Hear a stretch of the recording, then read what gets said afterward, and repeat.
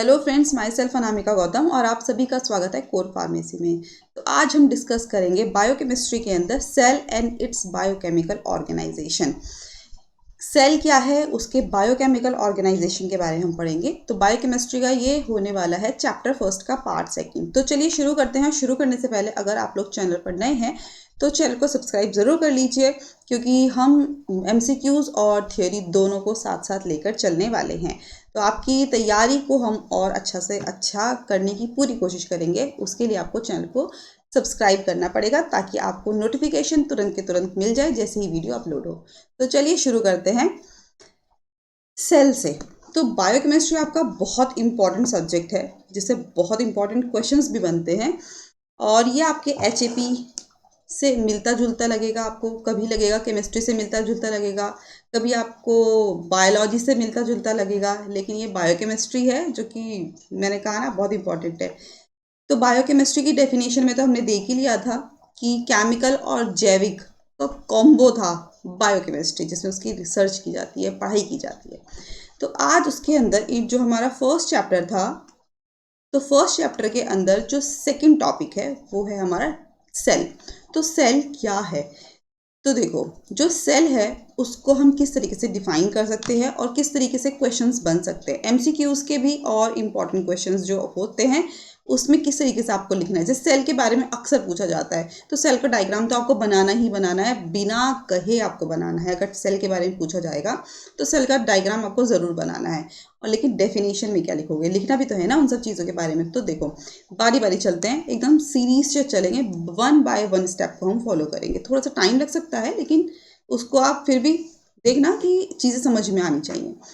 तो देखो चलो, सेल एक basic structural and functional unit है, किसकी? लाइफ की। एमसीक्यू का क्वेश्चन भी है और बहुत इंपॉर्टेंट पॉइंट भी है सेल का, कि जो सेल है वो बेसिक स्ट्रक्चरल और फंक्शनल यूनिट, लाइफ का स्ट्रक्चरल और फंक्शनल यूनिट है सेल।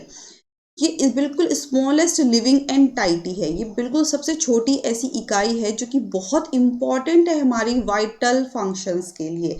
वाइटल फंक्शंस जैसे कि हमारी ग्रोथ के लिए, भाई हम बढ़ रहे हैं, हमारी बॉडी में ग्रोथ हो रही है, हमारी बॉडी के अंदर मेटाबॉलिज्म हो रहा है, हम रिस्पॉन्स करते हैं, रिप्रोडक्शन करते हैं, होम्योस्टेसिस होता है बॉडी के अंदर।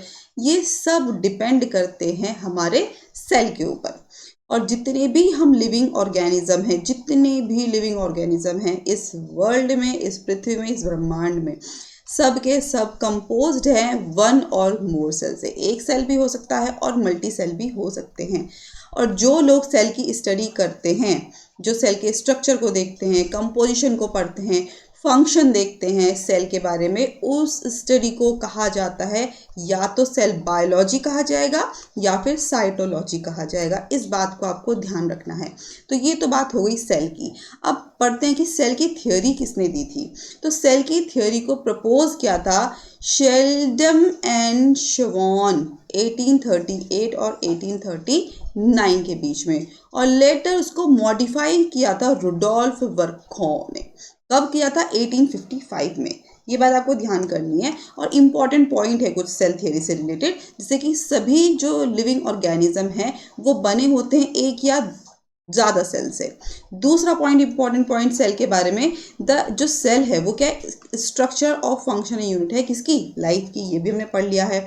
तो जितने भी सेल हैं वो सब अराइज हुए हैं फ्रॉम कहाँ से? Pre existing cell. पहले कोई सेल रहा होगा, उससे ये डेवलप हुए, इवॉल्व हुए हैं। और इसको क्या बोला जाता है? ओमनिस सेलुला। इसको ई सेलुला भी बोला जाता है। ध्यान रखना है इस बात को। सेल कंटेन्स, सेल के अंदर क्या होता है भाई? हेरिडिटी इंफॉर्मेशन होती है। ये गुण इसको इसके दादा से मिला। कैसे मिला? सेल के थ्रू मिला, क्योंकि सेल के अंदर क्या होते हैं? डीएनए होते हैं, जो कि डीएनए क्या करता है? पास करता है जो गुण होते हैं, जो हेरिडिटी कैरेक्टर्स होते हैं, वन पेरेंट टू अदर, आने वाली पीढ़ी के लिए। ठीक है। और नेक्स्ट इंपॉर्टेंट पॉइंट है, एनर्जी फ्लो करता है सेल, मेटाबॉलिज्म करता है कहाँ पर? सेल्स के अंदर। ये कुछ इंपॉर्टेंट पॉइंट्स है जो सेल की थ्योरी के अंदर होता है। ध्यान रखना है साइंटिस्ट के नेम, कि मॉडिफाई किसने किया है और प्रपोज किसने किया है, दोनों अलग अलग हैं। अब देखो, सेल किस टाइप के होते हैं? सेल होते हैं हमारे दो टाइप के। पहला होता है प्रोकैरियोटिक सेल और दूसरा होता है यूकैरियोटिक सेल। अब आप कहोगे हम कौन से हैं, हम इंसान हैं तो हम यूकैरियोटिक हैं। अब प्रोकैरियोटिक क्या होते हैं, जैसे बैक्टीरिया है, हम बैक्टीरिया नहीं है, ठीक है, एग्जाम्पल के तौर पे बैक्टीरिया है, साइनोबैक्टीरिया है, ये क्या है, प्रोकैरियोटिक सेल है। क्यों, क्योंकि न्यूक्लियस की अगर बात की जाए तो इसके अंदर नो ट्रू नो न्यूक्लियस, इसके अंदर का कोई ऐसा सच्चा प्रमाणिक न्यूक्लियस नहीं होता है। ऑर्गेनल्स की बात करें तो कोई मेम्ब्रेन नहीं है, कोई मेम्ब्रेन से बंधा हुआ नहीं है, कोई उसके ऑर्गेनल्स नहीं है। और साइज की बात करें तो प्रोकैरियोटिक सेल कितनी होती है, 1 से 10 माइक्रोमीटर, छोटी, बहुत छोटी, माइक्रो में। और कॉम्प्लेक्सिटी बहुत सिंपल है, बहुत इजी है। और यूकैरियोटिक सेल की बात की जाए तो प्लांट सेल है, एनिमल सेल है, फंजाई हैं, इसके अंदर एक प्रमाणिक न्यूक्लियस है, आप देख सकते हो कि उसके अंदर एक न्यूक्लियस होगा। ऑर्गेनल्स की बात की जाए तो मेम्ब्रेन होती है जो कि बाउंड होती है, उसके अंदर ऑर्गेनल्स होते हैं, ऑर्गेनल्स प्रेजेंट होते हैं। ऑर्गेनल्स का मतलब क्या है, जैसे राइबोसोम है, गोल्जी एपरेटस, ये सब चीज़ें, साइटोप्लाज्म है, ये सब चीज़ें। और अगर साइज की बात की जाए तो 10 to 100 माइक्रोमीटर होता है क्या, यूकैरियोटिक सेल। और इसका जो कॉम्प्लेक्सिटी कैसी है, कॉम्प्लेक्स है, थोड़ा कठिन है इसको समझना। अब देखो, हमें किसके बारे में पढ़ना है, यूकैरियोटिक सेल के बारे में पढ़ना है, मतलब हमारे अंदर सेल है उसके बारे में पढ़ना है। तो यूकैरियोटिक सेल के कितने मेजर पार्ट्स हैं, 3 मेजर पार्ट्स हैं। पहला है सेल मेम्ब्रेन, जिसको हम क्या बोलते हैं, प्लाज्मा मेम्ब्रेन बोलते हैं, ये आउटर सेल मेम्ब्रेन है। दूसरी है साइटोप्लाज्म। साइटोप्लाज्म क्या है, आप जब बायोलॉजी आपने पढ़ी होगी तो dot dot dot dot dot dot कुछ बनाया होगा, है ना, ये डॉट डॉट डॉट डॉट के अंदर ही सब कुछ है। इसको है, इसके अंदर क्या है, ऑर्गेनल्स या फिर साइटोसोल्स। और लास्ट है तीसरा इंपॉर्टेंट पार्ट, न्यूक्लियस। अब आप कहोगे हमने तो बहुत सारे पढ़े हैं, अब वो बहुत सारे भी आने वाले हैं। तो सेल मेम्ब्रेन हुआ, साइटोप्लाज्म हुआ और न्यूक्लियस हुआ, ये 3 मेजर पार्ट्स हैं यूकैरियोटिक सेल के। अब इसको बारी बारी देखते हैं। तो सबसे पहले आपको बनाना है बहुत ही सुंदर सा सेल। ये मैंने बनाया नहीं है, ये मैंने बनाया है, ठीक है, बनाया नहीं है, बनाया, आप समझ जाओ। तो ये क्या है, एक सेल का स्ट्रक्चर है, जिसमें आप देख रहे हो ये बाहर की मेम्ब्रेन है, ठीक है, अंदर इसके क्या है, माइटोकॉन्ड्रिया हैं, ये साइटोप्लाज्म है, ये लाइजोसोम है, ठीक है, ये गोल्जी एपरेटस है। अच्छा, गोल्जी एपरेटस आपको ऐसे नहीं लगता जैसे बहुत सारी क्या होते हैं, माइक क्या होते हैं अरे वो खाने वाली होती है ना, मैक्रोनी। मैक्रोनी को आप आपस में फोल्ड कर दो, तो बहुत सारी मैक्रोनी को ऐसे आपस में ऐसे फोल्ड कर दो, ऐसा नहीं लगता इसका डायग्राम जैसा जैसा कुछ कुछ सा शायद लगता होगा, मुझे तो ऐसे ही लग रहा है, तो दिमाग में आया। तो ये क्या है, प्लाज्मा मेम्ब्रेन है, ये राइबोसोम्स हैं, ये रफ एंडोप्लाज्मिक रेटिकुलम है, ये न्यूक्लियस है बीच में बिल्कुल सेंटर में, इसके अंदर क्या है, क्रोमेटिन्स हैं, न्यूक्लियर पोर्स हैं, इन सब के बारे में हम पढ़ने वाले हैं। तो जितना ज़्यादा हो सके उतना सुंदर डायग्राम बनाना है और उतने सुंदर लेबलिंग आपको करनी है, नाम लिखना है, जितने ज़्यादा हो सके, जितना नाम याद रहे उतना आपको लेबलिंग करनी है। अब सबसे पहला देखो, सबसे पहला क्या था हमारा, सेल मेम्ब्रेन। तो सबसे पहले हम आ गए किसके बारे में, सेल मेम्ब्रेन के बारे में। तो सेल मेम्ब्रेन, जिसको हम क्या बोल रहे हैं, प्लाज्मा मेम्ब्रेन भी बोल रहे हैं। अब प्लाज्मा मेम्ब्रेन की स्ट्रक्चर की अगर बात करें तो कैसा है, ट्राई लैमिनर है। ट्राई लैमिनर मतलब 3 लेयर है भाई, और स्ट्रक्चर कितना थिक है, 7 to 10 नैनोमीटर। ओके, ये बना होता है किसका, लिपिड्स का। लिपिड बोले तो फैट, और फैट कौन सा, फॉस्फोलिपिड, ठीक है, बना होता है प्रोटीन्स का और कार्बोहाइड्रेट्स का। तो अगर आप सेल मेम्ब्रेन का कभी डायग्राम देखेंगे तो ये क्या होते हैं, ये लिपिड, फॉस्फोलिपिड, प्रोटीन, कार्बोहाइड्रेट से बने होते हैं। डिस्क्राइब किसने किया था, अगर सेल मेम्ब्रेन के बारे में देखा जाए तो डिस्क्राइब किया था बाय किसके द्वारा, फ्लूइड मोज़ेक मॉडल के थ्रू। किसने किया था, सिंगर एंड निकोलसन। कब किया था, 1972 में। ये है सेल मेम्ब्रेन की बारी। अब सेल मेम्ब्रेन की कंपोजिशन देखते हैं भाई, ठीक है, कार्बोहाइड्रेट से बना हुआ है, लिपिड से बना हुआ है, प्रोटीन से बना हुआ है, कंपोजिशन क्या है, तो फॉस्फोलिपिड बाइलेयर तो है। फॉस्फोलिपिड बाइलेयर मतलब भाई मान लो ये आपकी आउटर मेम्ब्रेन हो गई, ये आपकी इनर मेम्ब्रेन हो गई, ये आपकी आउटर मेम्ब्रेन हो गई, ये इनर मेम्ब्रेन हो गई। इसी तरीके से आपकी जो लेयर है वो बनी हुई है। तो आउटर लेयर, इनर लेयर का क्या मतलब है, देखो, जो फॉस्फोलिपिड बाइलेयर है तो आउटर लेयर कौन सी है हमारी, हाइड्रोफिलिक, हाइड्रोफिलिक हेड है, ये क्या है, हाइड्रोफिलिक है। अब भाई जो सेल है उसकी जो मेम्ब्रेन है, ये जो बाहर वाली मेम्ब्रेन है, ये फॉस्फोलिपिड बाइलेयर है। हाइड्रोफिलिक ऊपर वाला पार्ट है और अगर इसको जूम कर दिया जाए ना इसको, तो ये इस तरह की दिखेगी। तो आउटर वाला क्या है, हाइड्रोफिलिक है, वाटर लविंग है, मतलब ऐसे कंटेंट्स को एब्जॉर्ब कर लेगा जो वाटर लविंग है। और अंदर वाला जो पार्ट है वो क्या है, हाइड्रोफोबिक है, मतलब इनर वाला पार्ट क्या है, लिपिड लविंग है, वाटर हेटर है। तो पहला किससे बना है, फॉस्फोलिपिड बाइलेयर से बना है। इसमें हाइड्रोफोबिक हाइड्रोफिलिक दोनों लेयर प्रेजेंट हैं। अब प्रोटीन से बना है, ये भी हमने देखा। तो प्रोटीन का क्या मतलब है, इंटीग्रल एम्बेडेड होता है और पेरिफेरल सरफेस पे प्रेजेंट होता है, पेरिफेरली प्रेजेंट होता है। तो एम्बेडेड रहेगा, फंसा रहेगा और सरफेस पर प्रेजेंट रहेगा।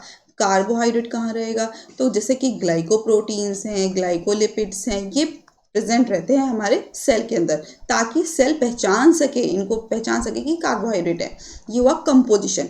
अब बात करो फंक्शन की, तो फंक्शन क्या है सेल मेम्ब्रेन का, तो सेल मेम्ब्रेन का फंक्शन है सेलेक्टिव परमिएबिलिटी। सेलेक्टिव परमिएबिलिटी का क्या मतलब हुआ, ये कंट्रोल करता है किसी भी सब्सटेंस की एंट्री को और किसी भी सब्सटेंस के एग्जिट को।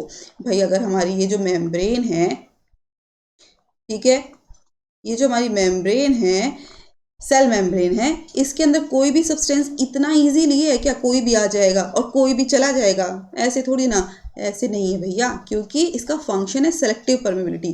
कोई भी आना, किसी का भी ऐसे ही आना और ऐसे ही जाना बिना किसी मैकेनिज्म के इतना इजी नहीं होगा। कंट्रोल करता है एंट्री और एग्जिट किसी भी सब्सटेंस को।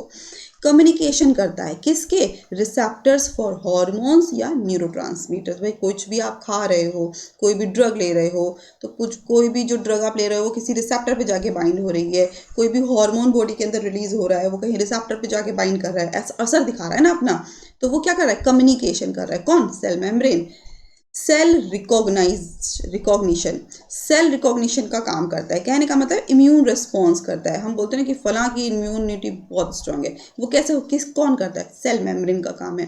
ट्रांसपोर्ट करता है किसका, पैसिव और एक्टिव ट्रांसपोर्ट जैसे मैकेनिज्म को परफॉर्म करता है। भाई डिफ्यूजन प्रोसेस पढ़ा होगा आपने, ठीक है, ट्रांसपोर्टेशन पढ़ा होगा। तो ट्रांसपोर्ट का काम करता है, पैसिव और एक्टिवली ट्रांसपोर्ट करता है।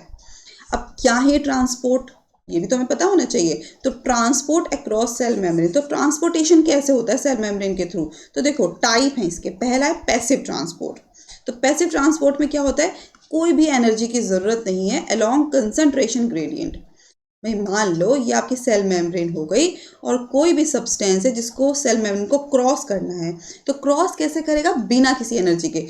कोई ऐसा नहीं कोई एक्सटर्नल फोर्स लगा रहा है, मतलब हम तो नहीं लगा रहे हैं, लेकिन हो सकता है कोई हार्मोन हो, कोई कोएंजाइम हो, कोई भी ऐसा बाहर से कोई भी ऐसा एक्सटर्नल फोर्स नहीं लगेगा। ये खुद ब खुद ही क्या करेगा, सेल मेम्ब्रेन को क्रॉस कर सकता है। ये मेम्ब्रेन को क्रॉस कर जाएगा, कैसे, along concentration gradient. Concentration gradient बोले तो जब यहाँ पे कंसंट्रेशन बहुत ज़्यादा हो जाएगी, कहीं दूसरी जगह जहाँ पर इसको अक्रॉस करना है वहाँ पे कंसंट्रेशन कम है, तो जहाँ पर कंसंट्रेशन ज़्यादा होगी वहाँ से कंसंट्रेशन हाई कंसंट्रेशन तो लो कंसंट्रेशन मूव करती है।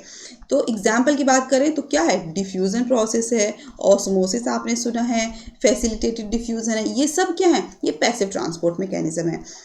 दूसरा active transport mechanism. Active transport mechanism मतलब कि अब अच्छा ऐसे समझ लो, आपको पानी अपने घर में कोई पानी भरा हुआ है, नीचे टैंक है और ऊपर वो टंकी में भर पाना है, तो क्या करोगे, यहाँ से अगर नल का चला दोगे आप, ये नल चलाओगे तो क्या भर जाएगा ऊपर तक पानी, 4th फ्लोर तक जाना है, पानी को नहीं भरेगा ना। तो आपको क्या चाहिए, आपको मोटर चाहिए होगी। मोटर क्या करेगी, मोटर या पंप जिसको बोलते हैं, आप क्या बोलोगे, समरसेबल चला दे, मोटर चला दे, पंप चला दे। क्यों, क्योंकि अब मोटर क्या करेगा, प्रेशर के साथ पानी को ऊपर तक फिल कर देगा। यही काम है एक्टिव ट्रांसपोर्ट का। एक्टिव ट्रांसपोर्ट क्या करते हैं, एनर्जी को लेते हैं, एनर्जी मतलब पावर लेते हैं, एनर्जी को लेते हैं। और जहाँ पर भाई ऊपर से पानी आना आसान है, कंसंट्रेशन अगर यहाँ ज़्यादा है तो ऊपर से पानी नीचे आना आसान है, लेकिन नीचे से ऊपर जाना पानी का बहुत टफ है। तो जहाँ पर कम कंसंट्रेशन है वहाँ से सेल मेम्ब्रेन को क्रॉस होना है, कहाँ के लिए, जहाँ पर ज़्यादा कंसंट्रेशन है। तो कम से ज़्यादा की तरफ मूव करने में बहुत मेहनत लगती है। भाई कम मार्क्स से ज़्यादा, अगर कम मार्क्स हैं और ज़्यादा मार्क्स आने हैं तो भाई साहब बहुत मेहनत करनी पड़ेगी, है ना। तो बहुत मेहनत मतलब हमें पूरी जी जान लगानी पड़ेगी। जी जान बोले तो ATP, वो होता है एक्टिव ट्रांसपोर्ट। जैसे कि एग्जाम्पल की बात करें तो sodium potassium ATPase pump. Endocytosis एक प्रोसेस ये भी होता है सेल मेम्ब्रेन के अक्रॉस ट्रांसपोर्टेशन का, intake of material via vesicle formation. यहाँ पे क्या होगा, जो वेसिकल्स हैं, वेसिकल्स के अंदर क्या होगा, ये सब चीज़ें हम कोलॉजी में पढ़ेंगे, ठीक है, तो ज़्यादा टेंशन लेने की जरूरत नहीं है। वेसिकल्स एक स्टोरेज है हमारी बॉडी के अंदर, ठीक है, सेल के अंदर, जहाँ पर हर चीज़ भरी हुई है, मटेरियल भरा हुआ है। तो जैसे ही बॉडी को नीड होगी वो क्या करेगा, वो एंडोसाइटोसिस प्रोसेस कॉज करेगा, जिसकी वजह से जो भी मटेरियल अंदर है, जो भी कंटेंट अंदर है, हमें जिसकी ज़रूरत है वो वहाँ से रिलीज होगा। जैसे कि फेगोसाइटोसिस या पिनोसाइटोसिस, ये है हमारा क्या, ट्रांसपोर्टेशन। एक्सोसाइटोसिस, एक्सोसाइटोसिस का मतलब क्या है, release of material outside cell. Release करेगा भाई मटेरियल को, जो भी भरा हुआ है अंदर उसको बाहर निकालेगा। और एंडोसाइटोसिस का मतलब है उसको एंगल्फ करेगा, मतलब अपने अंदर संभालेगा, ये भी है, ठीक है। एंडो एंडो मतलब अंदर, अंदर आ जाओ, एंडो, ओके। और एक्सो, एग्जिट होता है ना, हम थिएटर में जाते हैं, हॉल में जाते हैं, वहाँ एग्जिट लिखा होता है, तो एग्जिट का मतलब है बाहर निकलना, एंडो का मतलब होता है अंदर समाना। तो मटेरियल्स का अंदर समाने को बोलते हैं एंडोसाइटोसिस, और एक्सोसाइटोसिस बोलते हैं हम बाहर निकलने को। तो मटेरियल का बाहर निकलना सेल से, दैट इज एक्सोसाइटोसिस। जैसे कि हमारे न्यूरोट्रांसमीटर्स रिलीज होते हैं, ओके। यहाँ पर जो हमारा एंडोसाइटोसिस है उसमें फेगोसाइटोसिस भी है। फेगोसाइटोसिस मतलब कोई भी जो सेल है वो किसी भी मटेरियल को खा जा रही है, एंगल्फ कर रही है, दैट इज फेगोसाइटोसिस। फेगो मतलब खाना, और पीनो, पानी पीना, पीनो, ठीक है, जैसे कि लिक्विड। तो लिक्विड सब्सटेंस के लिए होगा पिनोसाइटोसिस, कि कोई भी मटेरियल को सेल क्या कर रही है, उसे एंगल्फ कर रही है, खा रही है, सॉलिड मटेरियल खाती है, लिक्विड पिया जाता है, तो पिनोसाइटोसिस। आई होप आपको क्लियर हो गया होगा, ठीक है। तो दूसरा था हमारा, देखो पहला था हमारा क्या, सेल मेम्ब्रेन, दूसरा हमारा साइटोप्लाज्म। तो अब साइटोप्लाज्म के बारे में देखते हैं, साइटोप्लाज्म क्या है। तो साइटोप्लाज्म कुछ नहीं है, एक gel like semi fluid matrix है। भाई मान लो ये सेल है, तो इसके अंदर जो हमने डॉट डॉट डॉट बनाया है कुछ नहीं, एक जेल जैसा है, हल्का सा जेल ही है, सेमी सॉलिड मैट्रिक्स है, जिसको हम क्या बोलते हैं, साइटोसोल बोलते हैं, जिसके अंदर क्या भरा पड़ा, that fills the cell between the plasma membrane and nucleus. ये एक ऐसे सेल है जो कि न्यूक्लियस और प्लाज्मा मेम्ब्रेन के बीच में भरा पड़ा है, और इसके अंदर होते हैं हमारे क्या, बहुत इंपॉर्टेंट ऑर्गेनेल्स। तो ऑर्गेनेल्स क्या है, each having a specific biochemical role. अब बायोकेमिस्ट्री हम पढ़ रहे हैं, तो ऑर्गेनेल्स का अपना ही एक बायोकेमिस्ट्री रोल है, क्या है वो हम देखेंगे अब बारी बारी। तो देखो पहले इसके हम ऑर्गेनेल्स के बारे में बात करते हैं। जो सेल है उसके ऑर्गेनेल्स जो हैं और उसके बायोकेमिकल फंक्शन हमें पढ़ने हैं। तो सबसे पहला ऑर्गेनेल क्या है, एंडोप्लाज्मिक रेटिकुलम, दूसरा है राइबोसोम्स, तीसरा है गोल्जी एपरेटस, तीसरा है, फोर्थ है हमारा लाइसोसोम्स। नेक्स्ट है माइटोकॉन्ड्रिया, जिसको power house of the cell भी बोलते हैं।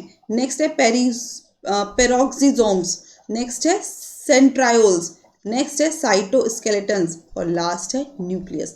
ये सब हमारे प्लाज्मा मेम्ब्रेन और न्यूक्लियस के बीच में भरा पड़ा है, जो जेल लाइक स्ट्रक्चर्स हैं, जो जेल लाइक फ्लूइड है, इसके अंदर ये सब चीज़ें जो तरल घूम रही हैं, ओके। तो देखें, चलो तो बारी बारी पढ़ते हैं। पहला है हमारा एंडोप्लाज्मिक रेटिकुलम। एंडोप्लाज्मिक रेटिकुलम क्या मतलब, भाई एंडोप्लाज्मिक रेटिकुलम मतलब network of membranes continuous with nuclear envelope. ये एंडोप्लाज्मिक रेटिकुलम का मतलब है कि एक नेटवर्क है किसका, मेम्ब्रेन्स का, जो कि कंटिन्यू न्यूक्लियर को कवर करे रखा है। भाई न्यूक्लियस को चारों तरफ से कवर करे रखा है, ऐसा मेम्ब्रेन जैसा स्ट्रक्चर है, जो कि रफ एंडोप्लाज्मिक रेटिकुलम भी होता है और स्मूथ एंडोप्लाज्मिक रेटिकुलम भी होता है। तो एंडोप्लाज्मिक रेटिकुलम दो टाइप के होते हैं, ये हमें पता लगा। अब रफ क्या हो और स्मूथ क्या है, तो रफ एंडोप्लाज्मिक रेटिकुलम में क्या होते हैं, राइबोसोम्स अटैच होते हैं, ठीक है। स्मूथ एंडोप्लाज्मिक में कोई राइबोसोम प्रेजेंट नहीं होता है। जो रफ एंडोप्लाज्मिक रेटिकुलम है वो हेल्प करते हैं प्रोटीन सिंथेसिस में, ठीक है। और स्मूथ एंडोप्लाज्मिक रेटिकुलम हेल्प करते हैं लिपिड की सिंथेसिस में, लिपिड के बनने को, हमारी बॉडी से टॉक्सिन्स को रिमूव करने के लिए, जिसको डिटॉक्सिफिकेशन कहा जाता है, और कैल्शियम के स्टोरेज को। हमारी बॉडी में जब भी कैल्शियम की ज़रूरत होती है तो स्मूथ एंडोप्लाज्मिक रेटिकुलम से क्या होता है, कैल्शियम रिलीज होते हैं। ये दो टाइप के होते हैं, ठीक है, रफ और स्मूथ। अब बायोकेमिकल रोल भी तो है। बायोकेमिकल रोल का क्या मतलब है भाई, क्या क्या रोल करेगा, तो देखो ये तो हमने पढ़ा ही अभी, ये जो रफ एंडोप्लाज्मिक रेटिकुलम है वो सिंथेसाइज करता है मेम्ब्रेन्स को, ये प्रोटीन सिंथेसिस है ना, तो मेम्ब्रेन बनाता है, और सिक्रीट करता है क्या, प्रोटीन, हमारी बॉडी में प्रोटीन की ज़रूरत है। प्रोटीन किस फॉर्म में? एंजाइम भी हो सकता है, एंटीबॉडीज़ भी हो सकते हैं, किसी और फॉर्म में भी हो सकते हैं। स्मूथ एंडोप्लाज्मिक रेटिकुलम जो सिंथेसाइज करता है, क्या करता है? कोलेस्ट्रॉल। हमारी बॉडी के अंदर कोलेस्ट्रॉल भी इंपॉर्टेंट है ना। अब आप सोच रहे होंगे यार कोलेस्ट्रॉल बढ़ना, तो मैम ऐसे बोल रही है कोलेस्ट्रॉल तो बहुत भाई खराब चीज़ है कि कोलेस्ट्रॉल बढ़ जाएगा तो बहुत हमारी रिपोर्ट खराब हो जाएगी। नहीं, गुड कोलेस्ट्रॉल और बैड कोलेस्ट्रॉल दोनों अलग चीज़ें हैं। लेकिन फैट का, वसा का होना हमारी बॉडी के अंदर बहुत इंपॉर्टेंट है। भाई वसा ही नहीं होगी तो हमारी शरीर जो मतलब चिकनाहट खत्म ही हो जाएगी ना। फॉस्फोलिपिड से बनी, फॉस्फोलिपिड को सिंथेसाइज करती है जो कि सेल मेम्ब्रेन का बहुत इंपॉर्टेंट पार्ट है, और स्टेरॉइड हार्मोन को भी बनाने में हेल्प करती है। तो यहाँ पर दोनों का रोल बहुत इंपॉर्टेंट है, ध्यान रखिएगा आप लोग। नेक्स्ट है सेकंड राइबोसोम्स। अब राइबोसोम्स क्या है? ये भी तो हमारा एक साइटोप्लाज्म के अंदर का ऑर्गेनल है। तो राइबोसोम क्या है? तो राइबोसोम के अगर स्ट्रक्चर की बात की जाए तो स्मॉल ग्रेन्यूल्स तरह का बना हुआ है जो कि आरएनए और प्रोटीन से बना होता है। रिकॉम्बिनेंट आरएनए और प्रोटीन से क्या होता है? बना होता है हमारा राइबोसोम। लोकेशन क्या है इसकी? फ्री इन साइटोप्लाज्म और ऑन आरईआर। साइटोप्लाज्म में फ्री है, फ्री है, कहीं भी घूम रहा है, मन मर्जी का है, और आरईआर के ऊपर। लेकिन कहाँ हो सकता है? शायद आरईआर के ऊपर भी प्रेजेंट होते हैं राइबोसोम्स।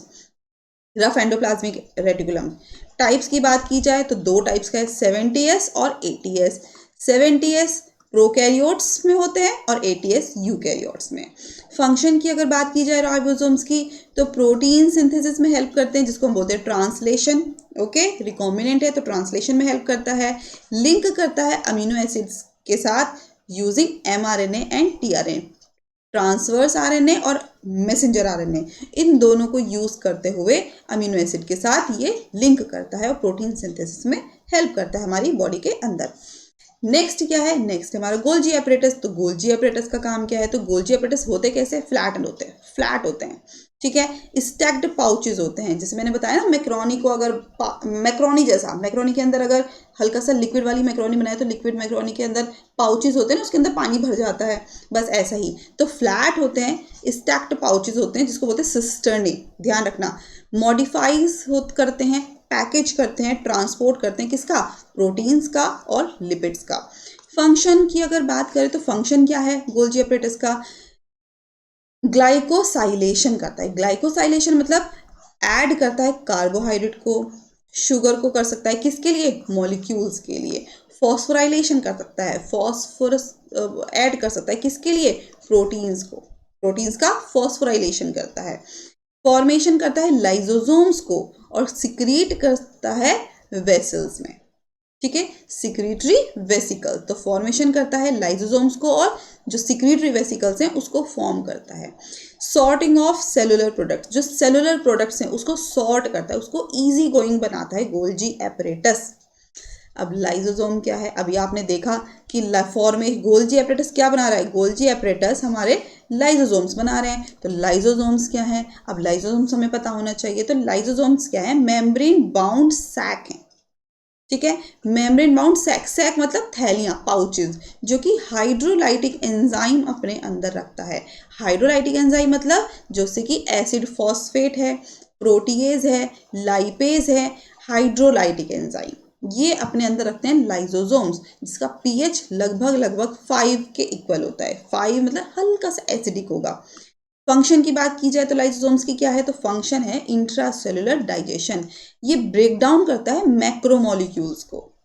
ऑटोफैगी हेल्प करता है, ऑटोफैगी मतलब self digestion of damaged organelles.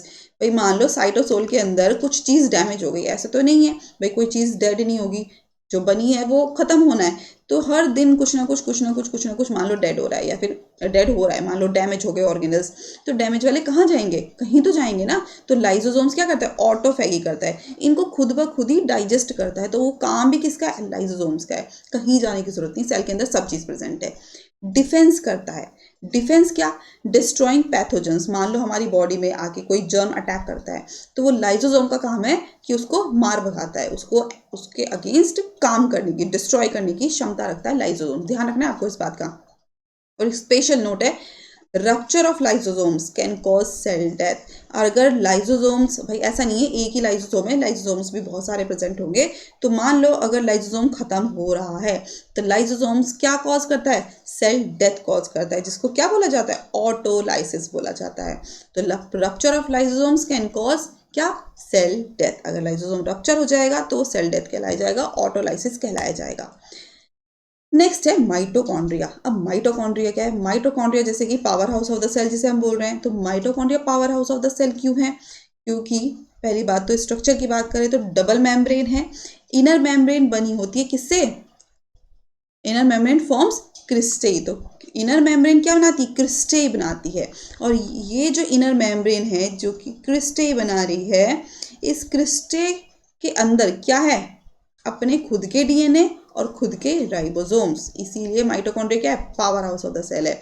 क्यों, पहला रीजन तो मिल गया, और दूसरा रीजन है साइट ऑफ माइटोकॉन्ड्रिया किसकी साइट है, एरोबिक रेस्पिरेशन की। एरोबिक रेस्पिरेशन का मतलब है ऑक्सीजन की प्रेजेंस में एटीपी को जनरेट करना, मतलब ऑक्सीजन की हेल्प से एनर्जी को फॉर्म करना। तो एटीपी जनरेशन करता है, एरोबिक रेस्पिरेशन करता है, इसमें अपने खुद के डीएनए राइबोसोम्स प्रेजेंट होते हैं, और ये क्या बनाता है, क्रिस्टे बनाता है। ये पॉइंट आपको याद रखना है।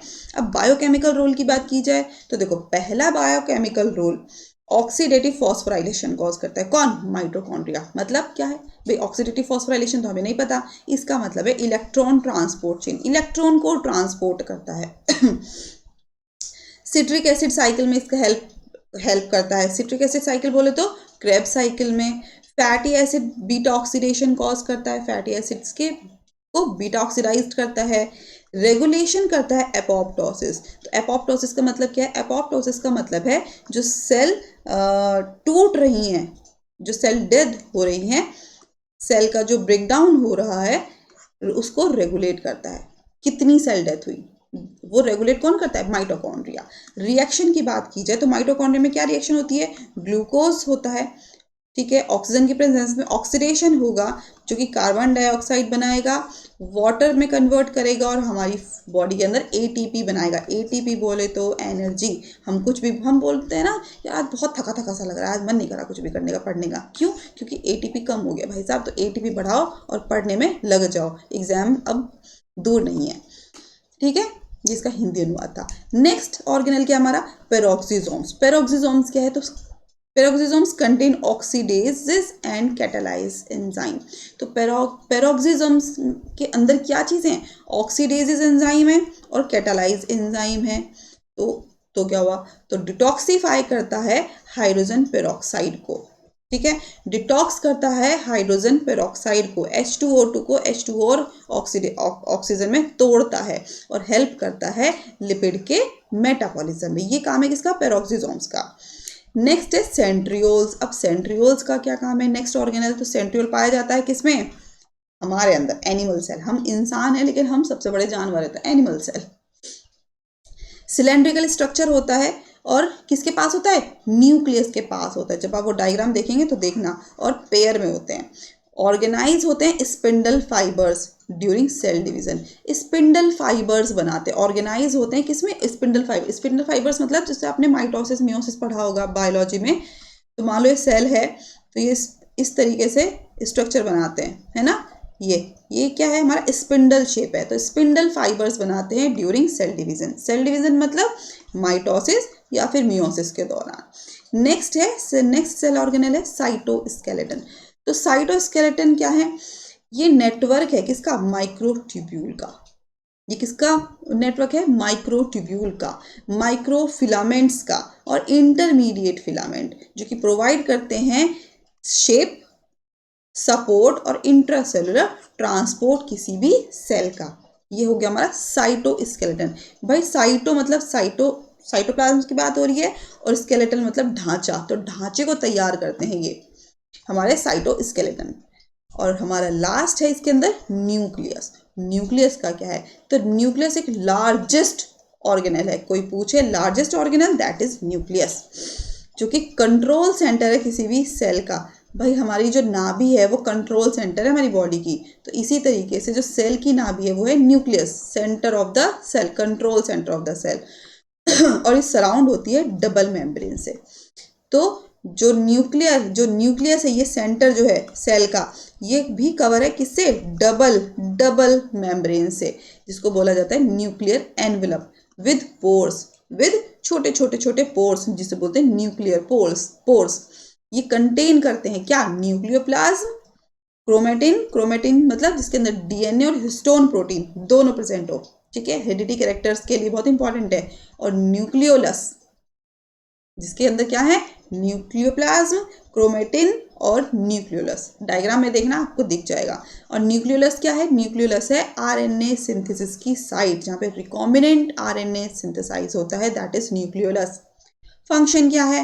तो फंक्शन है भैया, कंट्रोल करता है ऑल सेलुलर एक्टिविटीज को, जितनी भी सेल के अंदर जो भी एक्टिविटीज हो रही है उसको कंट्रोल करता है वाया जीन एक्सप्रेशन के थ्रू, ठीक है। दूसरा फंक्शन है, स्टोर करता है जेनेटिक इंफॉर्मेशन को। मेरे को मेरे दादा से ये वाली विरासत में मिली है, ये आदत मुझे, ये बीमारी मुझे, या फिर ये हरकत मुझे किससे मिली है? ये क्वालिटी मुझे मेरे पापा से मिली है। कैसे मिली है? क्योंकि जेनेटिक इंफॉर्मेशन है, ठीक है। या मेरी बॉडी का जो स्ट्रक्चर है वो मेरे किसी परिवार के किसी एक जैसा है। क्यों? क्योंकि डीएनए भैया कहाँ से मिला? न्यूक्लियस से।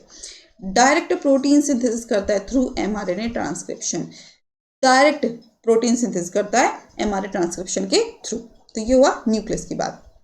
ये होगा हमारे दो पार्ट। नेक्स्ट है cellular biomolecule and biochemical organization, ठीक है।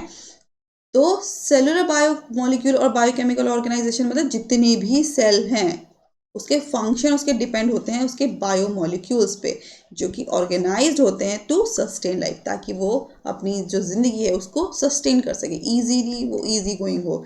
तो cellular biomolecules and biochemical organization मतलब क्या है? तो देखो, तो सेलुलर बायोमोलिक्यूल्स क्या है? कार्बोहाइड्रेट्स हैं, हमने देखा ना अभी कि कार्बोहाइड्रेट्स हैं, प्रोटीन्स हैं, लिपिड्स का फॉर्मेशन हो रहा है, न्यूक्लिक एसिड है, विटामिन मिनरल, ये सब क्या है? मेम्ब्रेन में होता है, हमारी बॉडी में प्रेजेंट होता है।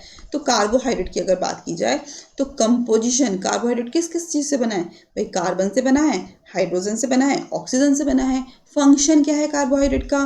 तो भाई एनर्जी सोर्स है, ग्लूकोज को फॉर्म करता है, हमारे स्ट्रक्चरल फॉर्मेशन करता है, जैसे सेलुलोज है, ग्लाइकोजन है, इसका फॉर्मेशन करता है, ये यहाँ पे इसका फंक्शन है। प्रोटीन्स की बात की जाए तो भाई अमीनो एसिड में इसका रोल है, जैसे एंजाइम्स के लिए, ट्रांसपोर्टर्स के लिए, रिसेप्टर्स के लिए और स्ट्रक्चरल सपोर्ट के लिए। वही अगर लिपिड की बात की जाए तो लिपिड किस फॉर्म में है? तो फैटी एसिड में है और ग्लाइसरॉल की फॉर्म में हमारी कंपोजिशन बनी है लिपिड की, ठीक है। तो लिपिड की कंपोजिशन फैटी एसिड और ग्लिसरॉल की फॉर्म में क्या करता है? एनर्जी स्टोरेज करता है, मेम्ब्रेन को स्ट्रक्चर करता है और सिग्नलिंग का काम करता है, सिग्नल्स को पास करता है। अब न्यूक्लिक एसिड का क्या काम है? तो न्यूक्लिक एसिड में अंदर क्या क्या है भाई? आरएनए है और डीएनए है। काम क्या है? जेनेटिक इंफॉर्मेशन को स्टोर करना और पास करना, ट्रांसफर करना अगली जनरेशन के लिए। विटामिन और मिनरल, इसका क्या काम है? ठीक है, ये भी तो भाई सेल के अंदर ही है ना, ये सब चीज़ें भी। तो विटामिन मिनरल का क्या काम है? तो ये होते हैं माइक्रो न्यूट्रिएंट्स की फॉर्म में, ठीक है। काम क्या करते हैं? एंजाइम के को फैक्टर्स हैं, रेगुलेशन, मेटाबॉलिज्म के हेल्प करते हैं, मेटाबॉलिज्म में हेल्प करते हैं, उसके रेगुलेशन में। और वाटर भैया ये तो बहुत ही इंपॉर्टेंट है, बिन पानी सब सून, यूनिवर्सल सॉल्वेंट है, बायोकेमिकल रिएक्शन के लिए मीडियम है, बिना इसके कोई रिएक्शन ना होने वाली भाई साहब। नेक्स्ट है सेल एनर्जी ऑर्गेनाइजेशन, ये सब आपको इसमें लिखना है, ये बहुत इंपॉर्टेंट पॉइंट्स हैं ये सभी। तो सेल एनर्जी ऑर्गेनाइजेशन, सेल की एनर्जी जो है उसका ऑर्गेनाइजेशन क्या है? तो सेल की एनर्जी किस फॉर्म में आती है हमारे बॉडी के अंदर? एटीपी फॉर्म में, ओके। तो एटीपी की फॉर्म में मतलब एडिनोसिन ट्राइफॉस्फेट की फॉर्म में। और एनर्जी की अगर करेंसी की बात की जाए तो energy currency of the cell, अगर कोई पूछे क्वेश्चन कभी आए ऐसा कि energy currency of the cell, that is ATP, adenosine triphosphate. Produce करती है मेनली बाय, प्रोड्यूस किसके द्वारा करती है? जिस टाइम ग्लाइकोलाइसिस हो रहा है, मतलब साइटोप्लाज्म के थ्रू, क्रेब्स साइकिल के थ्रू। क्रेब्स साइकिल कहाँ होता है? माइटोकॉन्ड्रिया में। इलेक्ट्रॉन ट्रांसपोर्ट चेन होता है, कहाँ होता है भाई? माइटोकॉन्ड्रियल की इनर मेम्ब्रेन में, ठीक है। और सेल एनर्जी का फ्लो कैसे होता है भाई? मान लो सन है, सूरज है, उसके कांटेक्ट में कौन आया? प्लांट्स आए, तो फोटोसिंथेसिस हुई, फोटोसिंथेसिस हुई तो क्या हुआ? ग्लूकोज बना, ग्लूकोज बना तो कहाँ पहुँच गया, हमारे माइटोकॉन्ड्रिया में, और माइटोकॉन्ड्रिया से फिर एटीपी जनरेट हुई, जिसकी वजह से जो हमारी बॉडी के सेल्स हैं वो अब काम करना शुरू हो गए। ठीक, ओके। नेक्स्ट है सेल कम्युनिकेशन एंड सिग्नलिंग। ये सब मैं आपको इसलिए बता रही हूँ, ये इंपॉर्टेंट है एग्जाम पॉइंट ऑफ व्यू से भी और समझने के लिए भी, ताकि आप चीज़ों को आगे अंडरस्टैंड कर सको। तो सेल कम्युनिकेशन कैसे करती है, सिग्नलिंग कैसे करती है, सिग्नल कैसे पास होते हैं। तो सेल कम्युनिकेट करती है वाया केमिकल मैसेंजर। हमारी बॉडी के अंदर केमिकल रिलीज हो रहे हैं, फ्लो करते हैं हमारी बॉडी के अंदर इन फॉर्म ऑफ हॉर्मोन्स की फॉर्म में, न्यूरोट्रांसमीटर्स की फॉर्म में। तो हमारी बॉडी के अंदर कुछ भी चीज़ जो रिलीज हो रही है वो हर चीज़ सिग्नल के फॉर्म में पास हो रही है एक ऑर्गन टू और दूसरे ऑर्गन। ठीक है, मैकेनिज्म क्या है, जैसे कि ऑटोक्राइन। ऑटोक्राइन का मतलब है एक्ट ऑन सेम सेल, भाई सेम टाइप के सेल हैं तो उसमें सिग्नल्स को पास करती है। ठीक है, दूसरा है पैराक्राइन। पैराक्राइन क्या है, पैराक्राइन का मतलब है act on nearby cell, जो आसपास के सेल हैं कि ठीक है चल तू मेरे साथ जुड़ा हुआ है, चल मैं तुझे भी इंफॉर्मेशन दे देती हूँ, है ना। हम अपने घर की बातें कुछ कुछ बोलते हैं ना, कि हम अपने फ्रेंड की बातें कुछ कुछ कहीं पड़ोस में जाके बता देते हैं, या फिर कोई आस पड़ोस की फ्रेंड होती है उसको बता देते हैं। तो वही चीज़ है, कोई आसपास का दोस्त है, आसपास के सेल है, तो चल ठीक है मैं तेरे को भी सिग्नल पास कर देती हूँ, वो दैट इज पैराक्राइन। पैरा मतलब पड़ोसी। एंडोक्राइन मतलब act on distant cells via blood. हमारी बॉडी के अंदर ब्लड सब जगह सर्कुलेट कर रहा है, तो जो इन्फॉर्मेशन मेरे सर में है, जो मेरे हाथ में इन्फॉर्मेशन, वो इन्फॉर्मेशन या वो सिग्नल, ठीक है, वो सिग्नल कहाँ पहुंचेगा, मेरे पूरे के पूरे ब्लड के थ्रू हर बॉडी के एक एक सेल तक पहुंचाएगा। ठीक है, सिग्नल ट्रांसडक्शन होता कैसे है भाई, लिगेंड से। लिगेंड्स बाइंड करते हैं किससे, रिसेप्टर से। ये लिगेंड है, ये रिसेप्टर से बाइंड हो गए, ये लिगेंड रिसेप्टर कॉम्प्लेक्स बन गया। एक्टिवेट करते हैं किसको, जी प्रोटीन रिसेप्टर्स को। तो जी प्रोटीन हमारे एक्टिवेट हो गए, उससे क्या होगा, तो उससे जो सेकंड मैसेंजर है, जो साइक्लिक एडेनोसिन मोनोफॉस्फेट है, कैल्शियम है, वो एक्टिवेट होते हैं और सेल का रिस्पॉन्स होना शुरू हो जाता है। इस तरीके से सिग्नल पास करते हैं। तो ये सिग्नल जा रहा है किस फॉर्म में, इस फॉर्म में, सिग्नल ट्रांसडक्शन की फॉर्म में। ओके, नेक्स्ट है सेल डिवीजन। आपने ये टर्म भी अभी सुनी होगी, सेल डिवीजन हो रहा है। तो दो टाइप के सेल, दो मेन टाइप हैं सेल डिवीजन के, पहला माइटोसिस, दूसरा मियोसिस। माइटोसिस क्या है, तो भैया सोमैटिक सेल का डिवीजन अगर होगा तो माइटोसिस है, मतलब आइडेंटिकल डॉटर सेल्स। ठीक है, तो आइडेंटिकल डॉटर सेल्स बना रही हैं, वो हमारी क्या हुआ, सोमैटिक सेल डिवीजन हुआ। भाई ये मदर सेल है, मदर सेल से डॉटर सेल में कन्वर्ट हो रही है, दैट इज माइटोसिस। ठीक है, मियोसिस क्या है, जर्म सेल डिवीजन है। जो जर्म सेल्स हैं वो क्या हो रही है, वो डिवाइड हो रही हैं, जैसे स्पर्मेटोजेनेसिस होता है कि हैप्लॉइड गैमेट्स बनते हैं, सिंगल गैमेट्स बन रहे हैं। ठीक है, बायोकेमिकल सिग्निफिकेंस क्या है इसका, ये ग्रोथ में हेल्प करता है, रिपेयर में हेल्प करता है, और रिप्रोडक्शन में इसका हेल्प है सेल डिवीजन का। अब डिफरेंस क्या है प्लांट और एनिमल सेल में, हमने देखा था ना कि यूकैरियोटिक हमारे कैसे होते हैं, plant cell, animal cell, fungi. तो डिफरेंस क्या है भाई प्लांट और एनिमल सेल में, कभी कभी यहाँ से भी क्वेश्चन आ जाता है।